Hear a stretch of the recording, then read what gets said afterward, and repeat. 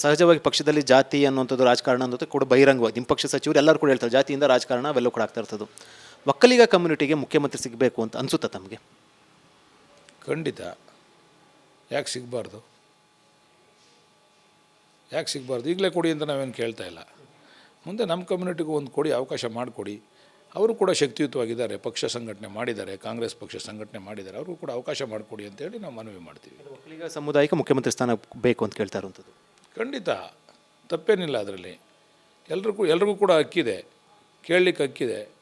ಆಲೋಚನೆ ಮಾಡಲಿ, ಯಾರ್ಯಾರ ಸಂಘಟನೆ ಯಾವ ರೀತಿ ಇದೆ, ಪಕ್ಷ ಸಂಘಟನೆ ದೃಷ್ಟಿಯಿಂದ. ಇವತ್ತು ಮೊನ್ನೆ ನಡೆದಂಥ ಚುನಾವಣೆಯಲ್ಲಿ ಸಿದ್ದರಾಮಯ್ಯನವ್ರು ಕಾರ್ಡ್ ಪ್ಲೇ ಮಾಡಿದ್ರು, ಅದು ನಾವು ಸಕ್ಸಸ್ ಆಗಿದ್ದೀವಿ, ಅವ್ರು ಆಗಿದ್ದಾರೆ. ನಂತರ ನಮ್ಗೆ ಅವಕಾಶ ಮಾಡಿಕೊಡಿ ಅಂತ ಕೇಳ್ತಾ ಇದ್ವಿ. ತಪ್ಪೇನು?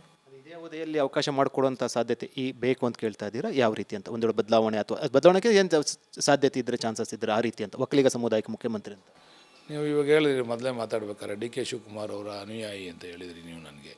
ಈಗ ನಾನು ಅದನ್ನು ಹೇಳಿದ್ರೆ ಡಿ ಕೆ ಶಿವಕುಮಾರ್ ಅವರ ಅನುಯಾಯಿ ಈ ಮಾತನ್ನು ಹೇಳ್ತಾ ಇದ್ದಾರೆ ಅಂತ ನೀವೇ ಮಾಧ್ಯಮದಲ್ಲಿ ಹೊಡಿತೀರಾ. ಅದು ಹೈಕಮಾಂಡ್ ತೀರ್ಮಾನ ಮಾಡ್ತದೆ. ಹೈಕಮಾಂಡ್ ಯಾವಾಗ ಬೇಕು, ಯಾರಿಗೆ ಯಾರು ಮಾಡಬೇಕು ಅಂತ ಹೈಕಮಾಂಡು ಗೊತ್ತಿದೆ. ಯಾರ ಶ್ರಮ ಏನು ಅಂತ ಹೈಕಮಾಂಡ್ ತೀರ್ಮಾನ ಮಾಡಿ. ಶಿವಕುಮಾರ್ ಅನ್ಯಾಯ ಅಂತನಾದರೂ ತಿಳ್ಕೊಳ್ಳಿ, ಅಥವಾ ಒಕ್ಕಲಿಗ ಕ್ಷೇತ್ರದ ಅಂದರೆ ಒಕ್ಕಲಿಗ ಮುಖಂಡ ಅಂತ ಅನ್ನೋದು ತಿಳ್ಕೊಳ್ಳಿ. ಒಕ್ಕಲಿಗ ಸಮುದಾಯಕ್ಕೆ ಮುಖ್ಯಮಂತ್ರಿ ಸ್ಥಾನ ಇದೇ ಅವಧಿಯಲ್ಲಿ ಇರಲ್ಲ ಅಥವಾ ಬೇಡ ಮುಂದಿನ ಅವಧಿಯಲ್ಲಿ ಅಂತ ಹೇಳ್ತೀರಿ ನೀವು? ಯಾಕಂದ್ರೆ ಜಾತಿವಾರ ಎಲ್ಲ ಕೂಡ ಕಾರ್ಡ್ ಪ್ಲೇ ಆಗ್ತಾ ಇರೋಂಥದ್ದು ಬಹಿರಂಗವಾಗಿ, ನಿಮಗೂ ಕೂಡ ಗೊತ್ತಿದೆ, ನಿಮ್ಮಲ್ಲೇ ಮಾತಾಡ್ತಾ ಇದ್ದಾರೆ. ಅದರ ಬಗ್ಗೆ ಈಗ ಸೂಕ್ತ ಸಮಯ ಅಲ್ಲ ಮಾತಾಡಲಿಕ್ಕೆ, ಸೂಕ್ತ ಸಂದರ್ಭ ಅಲ್ಲ. ನಾನು ಸೂಕ್ತ ವ್ಯಕ್ತಿನೂ ಅಲ್ಲ, ಸೂಕ್ತ ಸಂದರ್ಭನೂ ಅಲ್ಲ, ಸೂಕ್ತ ವ್ಯಕ್ತಿನೂ ಅಲ್ಲ. ನಾನು ಆ ದೊಡ್ಡ ಮಟ್ಟಕ್ಕೆ ಮಾತಾಡ್ತಕ್ಕಂಥ ವ್ಯಕ್ತಿ ನಾನಲ್ಲ. ನಮಗೆ ನಮ್ಮ ಪಕ್ಷದಲ್ಲಿ ನಮ್ಮ ಸಮುದಾಯದವ್ರಿಗೂ ಒಂದು ಬಾರಿ ಮುಖ್ಯಮಂತ್ರಿ ಆಗ್ತಕ್ಕಂಥ ಅವಕಾಶ ಬೇಕು ಅಂತ ಕೇಳ್ತೀನಿ ನಾನು. ಬಟ್ ಇವತ್ತೇ ಕೊಡಿ, ನಾಳಿಕೆ ಕೊಡಿ, ನಾಡದೆ ಕೊಡಿ ಅಂತ ಹೇಳ್ತಕ್ಕಂಥದ್ದಲ್ಲ. ನನ್ನ ಅಭಿಲಾಷೆ ಅದು, ನನ್ನ ಆಸೆ ಅದು. ನಮ್ಮವರೊಬ್ಬರು ಮುಖ್ಯಮಂತ್ರಿಗೆ ಅವಕಾಶ ಮಾಡಿಕೊಡಿ ಅಂತ ನನ್ನ ಅಭಿಪ್ರಾಯ ಅದು.